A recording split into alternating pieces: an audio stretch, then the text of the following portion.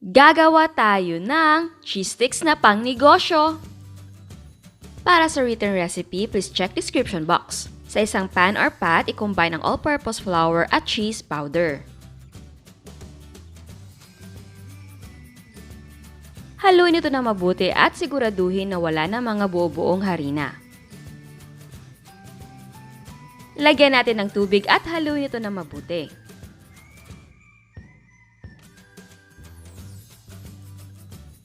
Isabay na natin ang margarine or margarine. Lutuin ito over low heat until maging thick ang ating mixture. At dapat continue lang ang paghahalo nito para hindi masunog ang ating mixture.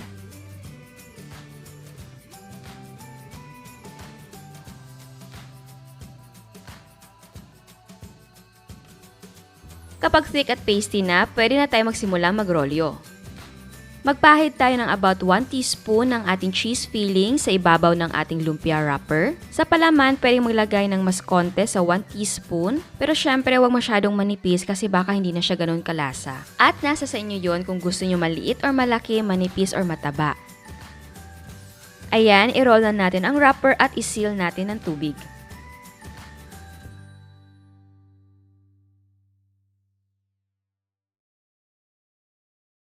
Ayan, ito yung ating medyo maliit na medyo mataba. Ito naman ang maliit na version na payat. So, hinati ko lang yung ating lumpia wrapper. Same procedure lang, maglagay ng palaman, roll it at i-seal ng tubig.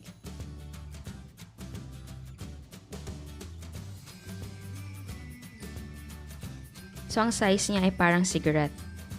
Itong version naman nito ay lumpia wrapper lang. So, iro-rolyo pa rin natin siya, pero hindi natin lalagyan ng palaman. Yes, piprituhin natin siya na lumpia wrapper lang. Ipapakita ko sa inyo mamaya kung paano siya naging cheese sticks na walang palamang cheese. Ito kasi ang pinakauna ko natikman na cheese sticks version na pang Kalye. Kung gusto yung ibenta, pwedeng ilagay ang mga cheese sticks sa clear packs. Pwede sana sa cellophane pero bawal na, so sa clear packs na lang or sa microwavable na container. Sa 500 ml na clear pack, kasya ang 20 pieces.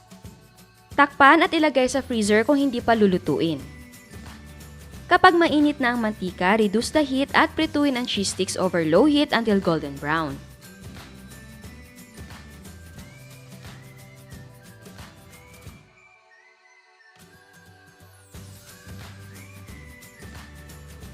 Kapag luto na, hanguin ang mga ito and drain the excess oil. Ito naman ang maliit na payat na cheese sticks.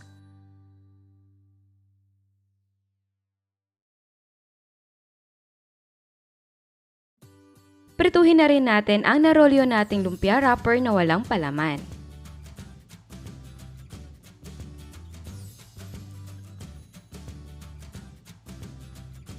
Pagkaprito ng lumpia wrapper na walang palaman, ilagay sa plato or sa malalim na container. Budburan natin ang cheese powder. Again, ito ay para sa walang palaman lang. Ito pala ang cheese powder na gamit ko at ito rin ang gamit ko sa paggawa ng ating cheese filling. Takpan at i-shake ito para ma-coat ng cheese powder ang ating fried lumpia wrapper. So ayan, naging cheese sticks na ang ating fried na lumpia wrapper. Para naman sa dip ng ating cheese sticks, i-combine ang ketchup at mayonnaise. And yes, pwedeng mas marami ang ketchup or mas marami ang mayonnaise. Mix it well. At iserve natin ito kasama ang ating cheese sticks na pang negosyo. Pero bago tayo mag-taste test, sa hindi pa nakasubscribe, please subscribe sa ating YouTube channel and please click the notification bell and please click all para ma-notify ka sa lahat ng uploads. So, ayan, titikman na natin. So, ito yung maliit. Yung medyo payat.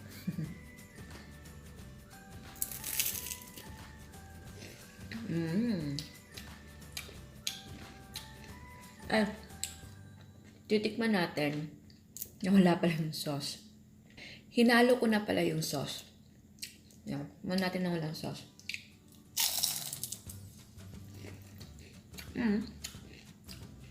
Andun yung cheese na flavor. Kung tatanungin niyo ako kung same ba siya dun sa yung nasa box ng mga cheese, hindi. Mas kalasa niya talaga yung Parang kumakain ka ng chips na may cheese, yung powder na cheese, which is yun yung ginamit natin. So, yun talaga. So, may imagine mo ba? Which is okay lang sa akin. Kasi, masarap naman din siya. Yun nga. Bagay talaga ng ganito kapag nagtitinda ka pang business. Kasi, kung yung totoong cheese talaga yung gagamitin mo, syempre, konti lang yung makaka-afford. Kasi mahal naman talaga yun. Kasi kapag ganito yung tinda mo, lalo na kung sa yung area nyo ay yung mas prefer nila yung mga kut-kutin or mga pagkain na mura lang. Mas affordable kasi siya. Kahit ako, bibili nito. Appetizer talaga siya. Kasi pwede mo siyang ihanda sa party. Pwede sa party to. Lalo na kung nagtitipid ka. Okay lang talaga siya na pang party. Kut-kutin sa party ba? Okay naman siya. Ay, kung gusto niyo na sauce ninyo is garlic mayo, okay din. Actually, marami nang gumagawa nito. And, na-curious ako kung ano yung lasa niya. Okay ba? Okay naman. Yung una ko natikman is sa street yun na. Lumpia lang siya. Lumpia wrapper lang. Prinito. Tapos, binudburan nung cheese powder. Sayang-sayang naman ako nun. Kaya, ginawa din natin ngayon. Ito yun. Yan. Tikman natin.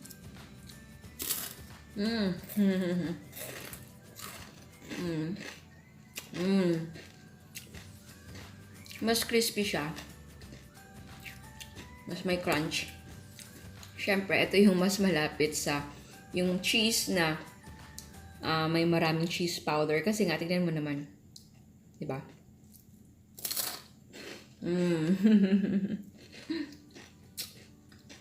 Ayos din. Kung ayaw nyo na masyadong matrabaho, pwede na to. I-roll mo lang yung lumpia wrapper, tapos iprito mo, tapos budburan mo ng cheese powder. So, ayan, pili lang kayo kung gusto nyo yung ganun na style na lulutuin mo yung cheese powder with all-purpose flour and then water. Or ito, magro-roll ka lang ng lumpia wrapper. Tapos budburan mo ng cheese powder. So, ayan. Sana nagustuhan nyo. Ciao! At eto ang mga prices ng ating mga sangkap.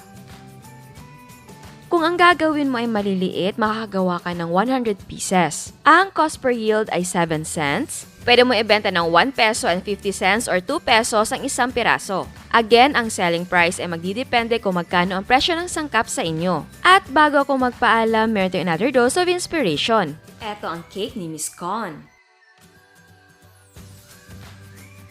Meron siyang coconut macaroons, mango crème de leche, at meron siyang jelly mango graham mousse.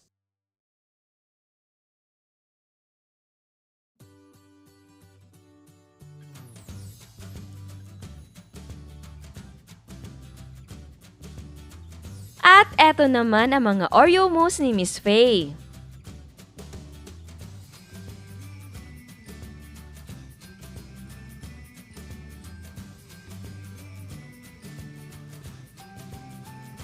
Puto flan by Miss Eds.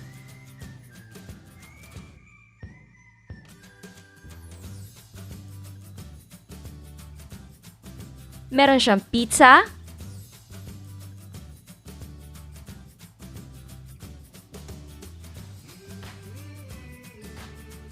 meron siyang mga cakes,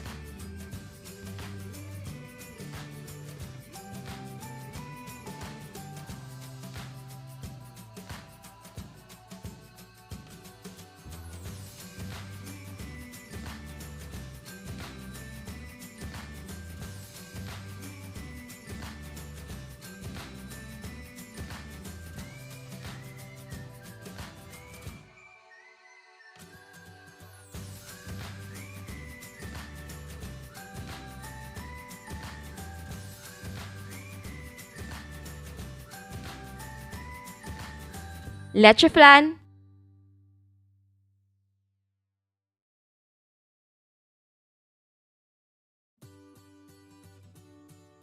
at meron siyang crème de leche.